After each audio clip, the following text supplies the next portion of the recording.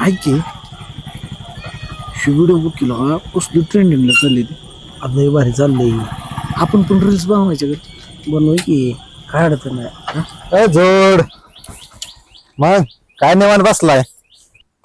वार वा चांगलं भाषण देतोय की तू. असं कर मी खुर्ची टाकून बसतो तू भाषण दे. तुझ्या बापाने ठेवलं. अरे आपण काय सोडणार आहे व्हय? रोज 7,000 रुपये कमवायला.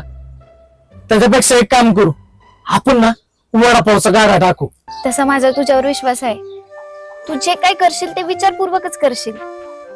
पण मग तू टेन्शन मध्ये काय एवढ्या? होय की सेट, हा मराठी माणसांना धंदा करायचा का नाही करायचा? असं दुसऱ्याच्या हाताखाली राबायचं का? बघ मी म्हणत नाही की मराठी माणसांना धंदा करू नये, मराठी माणसांना धंदा केलाच पाहिजे. पण एक गोष्ट लक्षात ठेवली पाहिजे काय की धंदा करताना बारीक सारीक विचार करायचा. आणि दुसरी गोष्ट शेल धंदा केला म्हणून मी करायचा, मी केला म्हणून दुसऱ्याने करायचा असं नसतंय ना बाबा.